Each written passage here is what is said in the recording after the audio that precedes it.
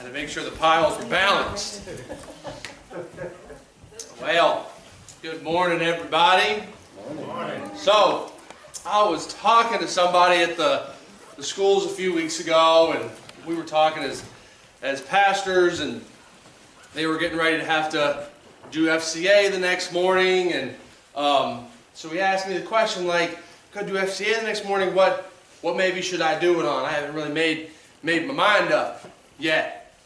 So I'm thinking logistically, what can you do in a quick little 5 to 8 minute, times you're limiting reagent in that scenario. So I immediately jumped to like what I wouldn't do. So I'm like, well, due to time constraints, you probably can't do something out of like Romans. That's a little much, And the guy looked back at me like, well, I've always done it out of Romans. Bold move, Cotton. See how that works out for it? But it struck me in this conversation, more often than not, as pastors we have habits. We have books we lean on. We have messages we feel more comfortable in. And in many ways, I've realized I have a habit of, I am much more, I'm a big fan of the Gospels. I'm a big fan of Matthew, Mark, Luke, and John. And if I'm not in the Gospels, I'm a big fan of being in the Old Testament, and Genesis, and Exodus, and the writings of the prophets. Those are my habits. But more often than not, many people in this area, and maybe than I think at times, are big fans of the epistles, are big fans of those New Testament writings that we ascribe to Paul. And I think sometimes you probably know more about Jesus and God and God's gospel and Jesus' mission. You probably know more about that from what Paul wrote than you maybe know about that from what Jesus actually said or what Jesus actually taught. In many ways, you may be more Pauline in your theology than you maybe are Jesus ground. See, sometimes we do this a little backwards, and I know I've said this at Bible study at times. We tend to understand Jesus and God through the lens of Paul and Luther and Wesley and these various church fathers, rather than maybe doing it the other end and understanding Paul and Luther and Calvin and Wesley through the lens of Jesus. So I know that I always tend, when I think of the message that I would say, when I think of the verses I lean towards, I find myself much more comfortable in the parables and the teachings and the red letters of Jesus. Because that, to me, is the lens I look through to later understand Romans, Corinthians, Galatians, and Ephesians.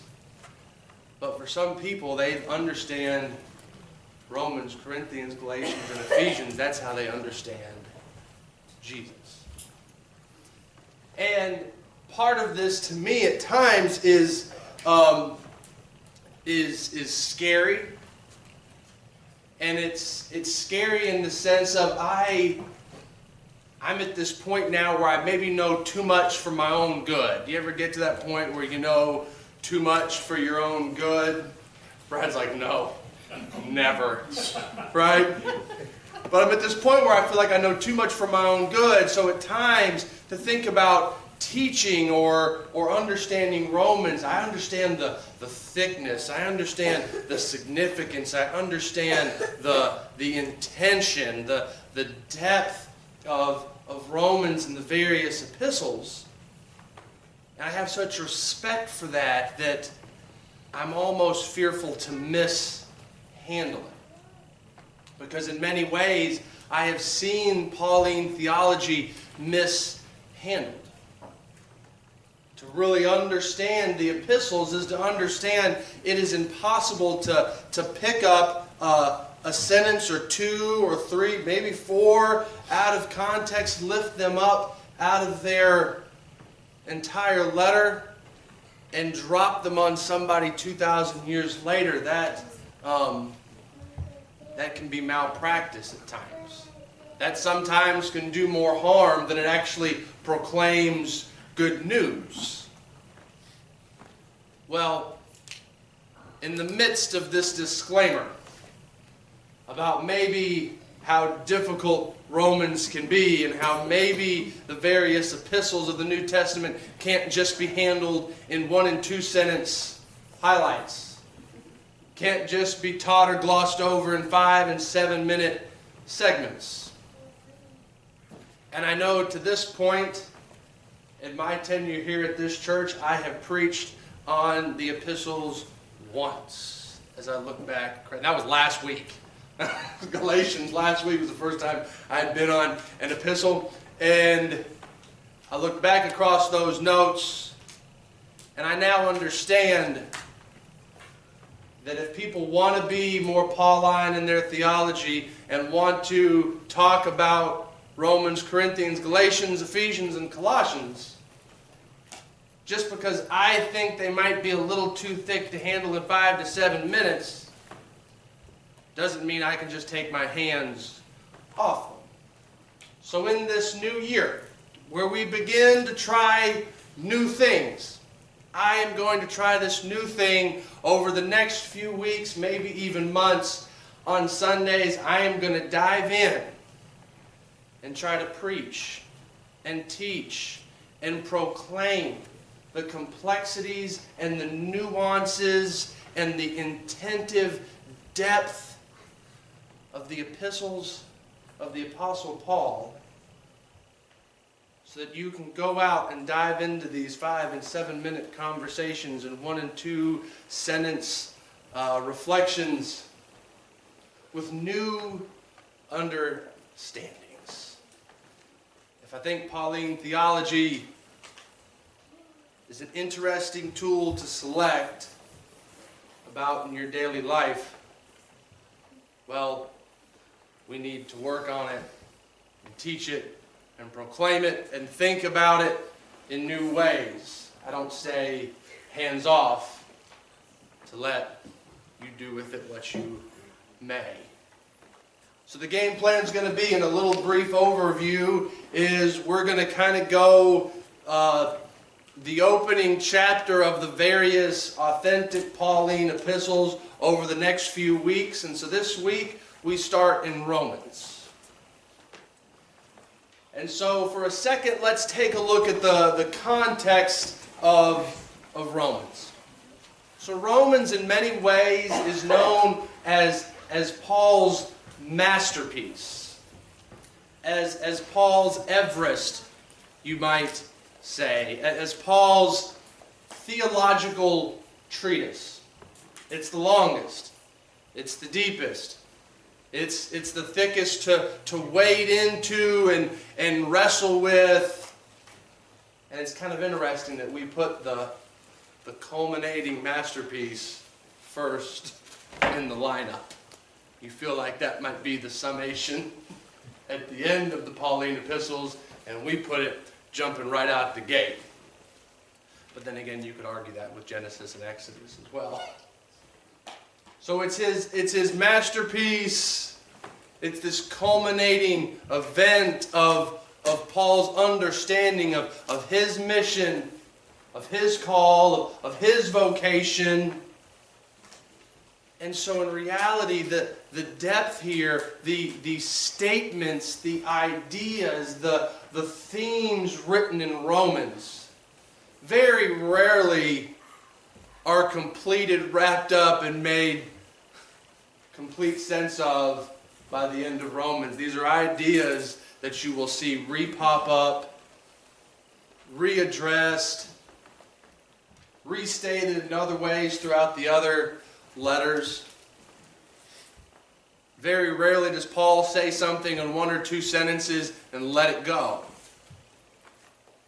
Paul is constantly in the business in his letters of presenting a theme, stating this idea about the theme, developing it, diving in deeper, unpacking it.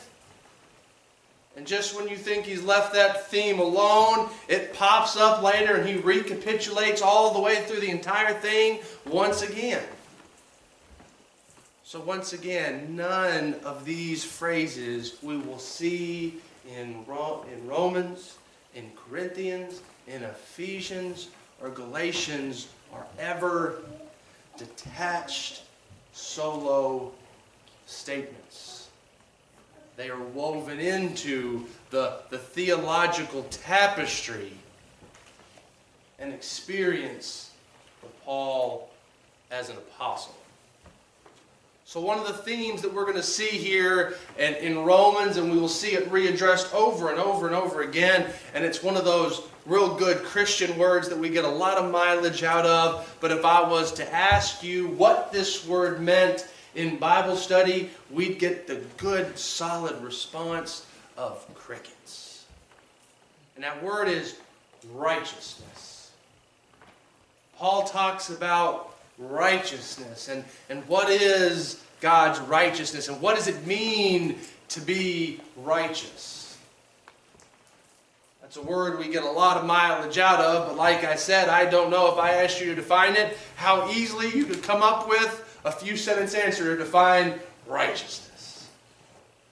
In fact, when I think of righteousness, I think of somebody being self-righteous, and I don't think that has a positive connotation. So right off the jump, my brain gets quickly to a place where I don't think of righteousness in good terms. And Paul's going to talk about righteousness in a few layers, in a few ways. See, Paul was a highly educated Pharisee.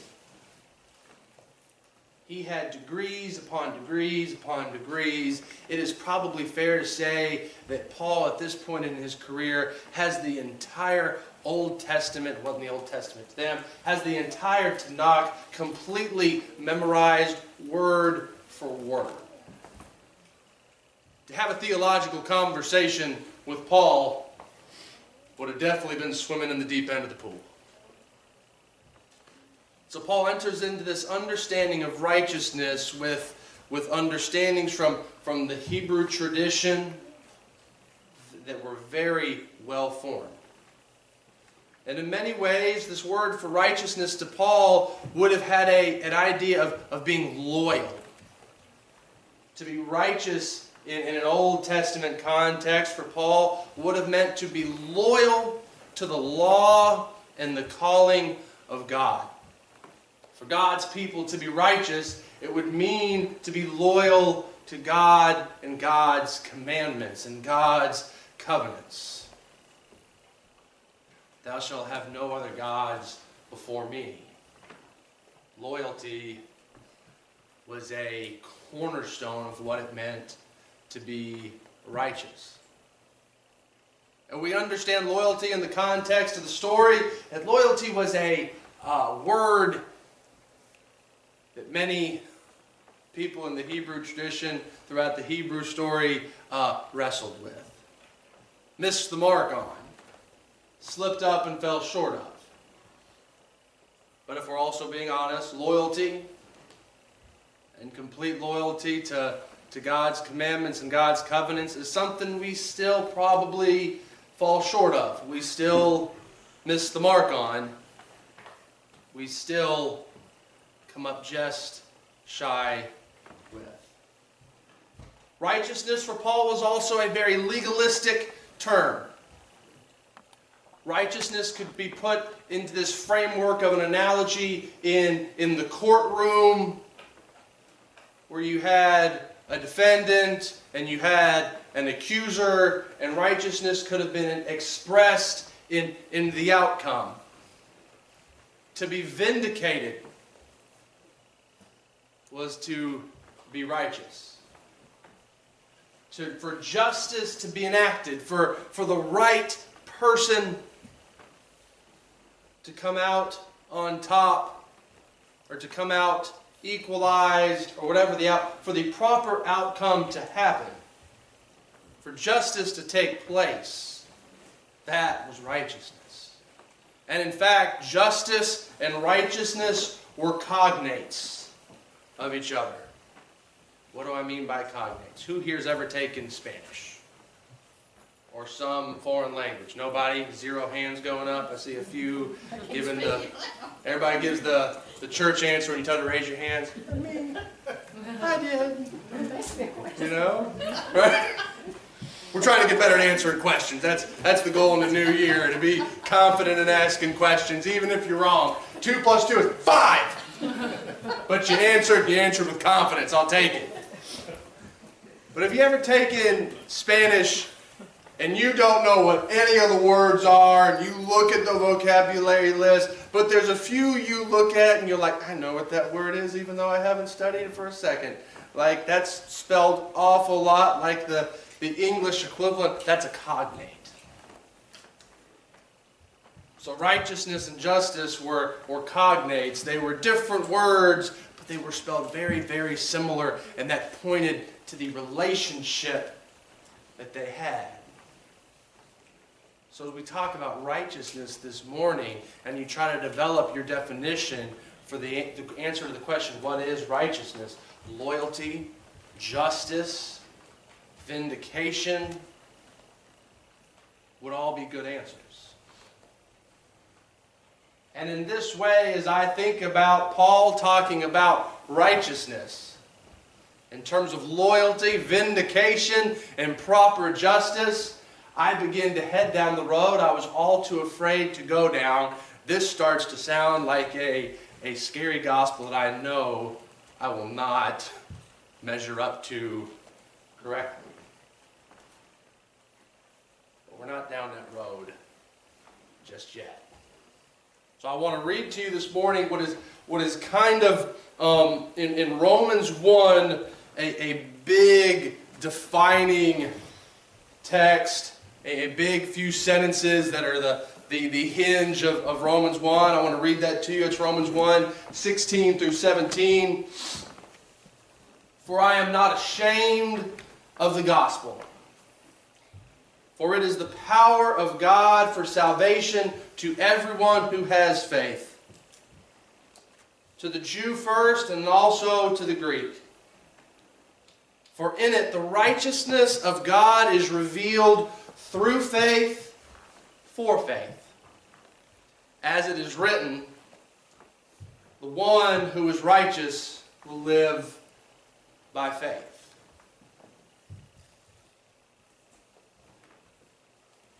So we open here in the first book of Romans, in a letter written to the church of, you probably guessed it, Rome. And so Rome is kind of looming as the unmentioned character in the background.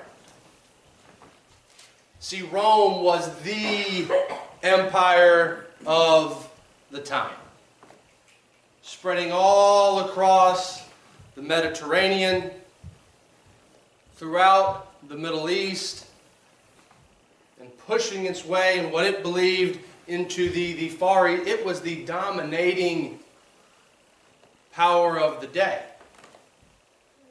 And because of this, Rome believed that the city of Rome was the very epicenter of perfect justice, of perfect peace. Rome believed it was the enactor of flawless righteousness.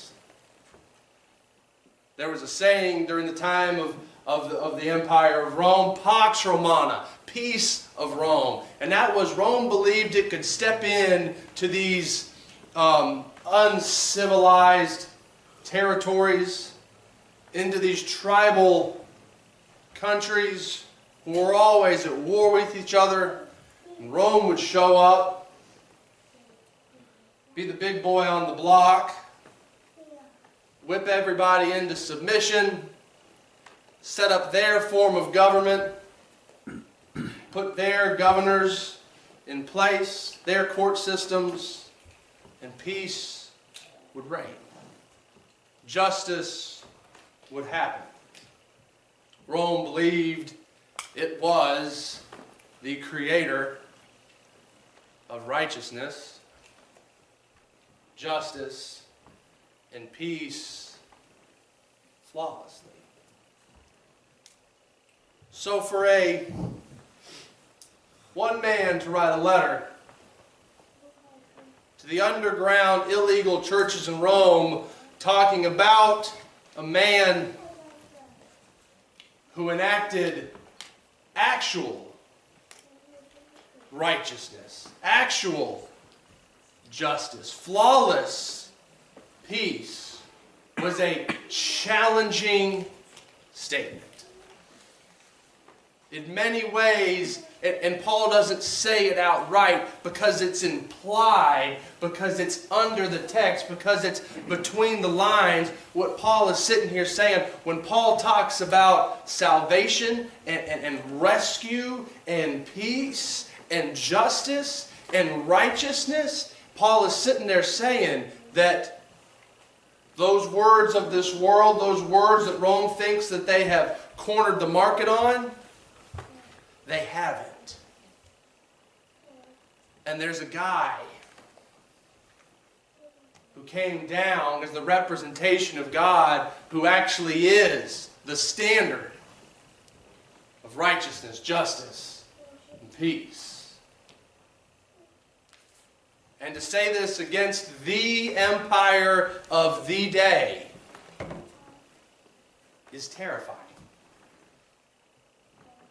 And what does it mean to read Romans in today's culture, in today's context, as citizens of the superpower that we call the United States of America? What does it mean to preach about the understanding the context of the Empire of Rome wearing the uniform of the United States of America? There is an implied contradiction in that. But in many ways, where does our country tell us that we have cornered the market on justice, righteousness, peace? How many times have we showed up in other countries as the big boy on the block to fix their problems for them? How many times have we maybe said Pax Romana just in different words in today's context? What does it mean to talk about peace, justice, and righteousness in a world, in a country that thinks they're already doing it perfectly? That's a challenge. That's undermining the foundation and the power structure. Here's the beautiful thing.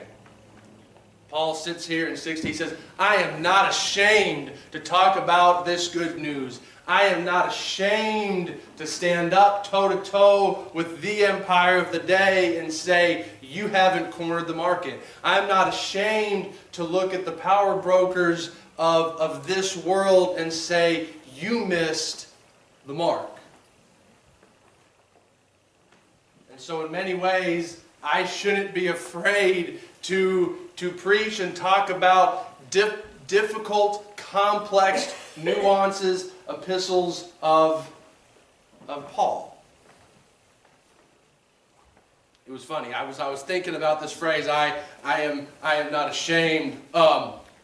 We had a church conference a few months ago. We were talking about what we've been doing in the church, and we were talking about the Bible study, and Derry made this statement of it's a good Bible study. Like Sam sometimes says a lot of things that like we've never heard before, and sometimes don't always agree with, right?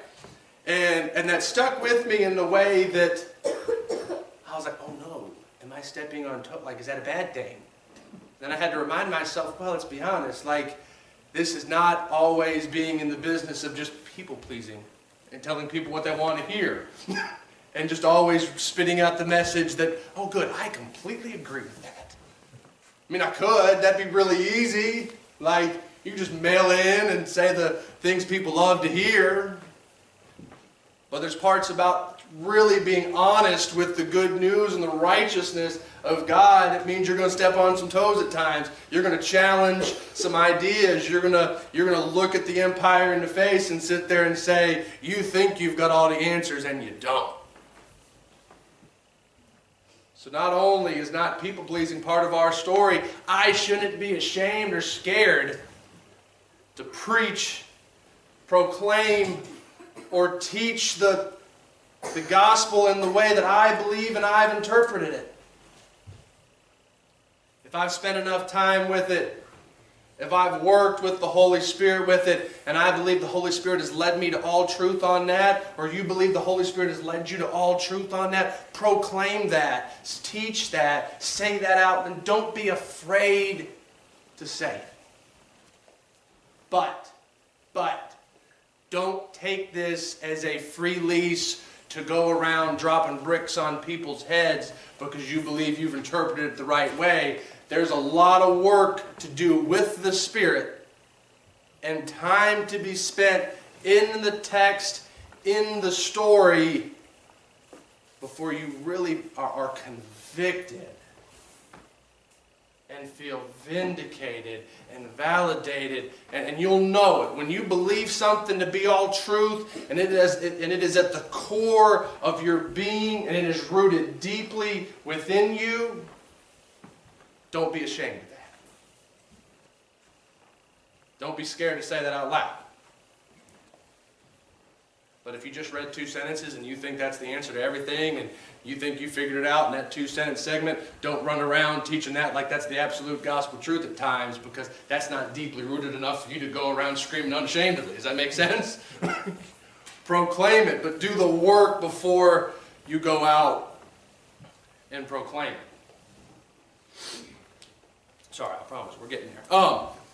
There's a lot to do here, but the beautiful thing is, what is Paul proclaiming? Paul is proclaiming the good news, the gospel of God. Once again, that could be another big Christian word that we get a lot of mileage out of, but we don't actually know the definition for. What is the good news? What is the gospel? Well, for Paul, it was this: that the righteousness of God was finally revealed. That humanity had spent a lot of time trying to figure out what was loyalty to God's command. What did it mean to be vindicated and validated in God's law? What was God's justice? Humanity had been trying and talking and arguing for centuries upon generations to figure out what God was doing, what God wanted, what was the measuring stick that God was using in the heavens as the standard for justice. And the good news is that what God did in Jesus Christ finally revealed and showed us what the standard is. We no longer have to guess about where we stand with God, because what God did through Jesus showed us to that already. We know what God's been doing all along. There's no more guesswork to figure out where you stand in the court of God. You finally know the standard. Here's the good news. Here's the beautiful thing that I'm being honest with myself. I never thought I would find in Romans. I never thought I'd find it in Corinthians. I never thought I'd find it in Ephesians, Colossians, or too awful many places in Pauline theology. This is where the revelation of this righteousness is where Paul finds and begins to find God to be gracious and mercy-filled. Because to talk about loyalty to commandments, perfect justice, vindication, in the law court of God would really be the beginning of an unhappy sentence for all of us. Because we all haven't been loyal. We all could stand in the court of God and know we don't have much of a place to stand on in this argument. That if perfect justice was the goal, we're on thin ice.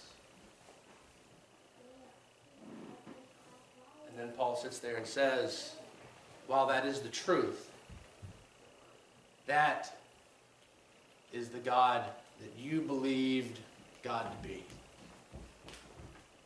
And then God showed up and actually showed us that God's righteousness, God's peace was completely different. God's righteousness was so much better than that. God's standard, God's measuring stick was less about you not measuring up and more about God being so gracious in the measuring of you. That's the good news, that we finally know that. That's no longer a guess. That's no longer an interpretation. We believe that through the teachings of Jesus Christ, God's righteousness is revealed, and it is a gracious, grace-filled righteousness. Here's the beauty. He then sits there and quotes right there at the end of that phrase, as it is written, the one who is righteous will live by faith. That is a quote from the prophet. I'm going to butcher this name. Habakkuk? Yeah, sorry. I didn't practice that one out loud. Sam, good job. And it says, the one who is righteous will live by faith. And Habakkuk wrote that at a time where Israel was in pain. Israel had lost. Israel was hurting. Israel knew it hadn't measured up. And that's why Israel was in pain. It was woe-filled, and there were question marks around where they stood with God. And in many ways, that was a quote that was still relevant to Paul's time in Romans, and it's a quote that is still relevant in our world today, because we can look at our world today and ask to sit there in the same questions. We can stare pain in the face and loss in the face and be woe-filled and live in the midst of a family and an area and a world that has those same hurtful ideas and those same question marks about where is God in this? Where have we made God angry, and that's why God is letting this happen? And you don't know where God stands. You don't know where you stand with God. And you can quickly find yourself rationalizing the hurt in your life is obviously at the cause and the hands of God. And the prophet wrote, the righteous, the ones who are loyal, the ones who are just, they will live by faith, and they will find out the righteousness of God at a later date, is what that prophet wrote.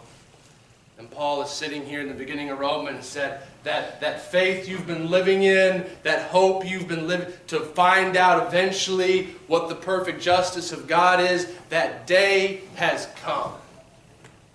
You now know what the righteousness of God is, what the complete peace of God is, what the measuring stick of God is. And while you might not measure up, we now find that God's righteousness is actually the word grace, mercy. That's been revealed to us. So Paul writes this letter and the letters to come to spread this news about the righteousness of God. And the righteousness of God is a wide open, grace-filled court of law. And Paul believes that he has been called and set apart as a servant in the kingdom of God to spread the bounty of God's kingdom. Spread that good news. So following in the theme of what we said last week in Galatians, if you want to lean into Pauline theology, if you want to look for the apostles and the epistles of Paul and find how to talk about God in today's world, the question should always be, like it was in Galatians, who is it freeing? Who is it giving life to? Who is it setting free? Because at the end of the day, Paul believed the righteousness of God was a righteousness that set free, a righteousness that gave life to. It was a grace-filled righteousness that didn't do harm, that didn't do hurt. It breathed life. It set free. And Paul believed he was an apostle of God, set apart to spread and share the bounty of God's kingdom. Amen.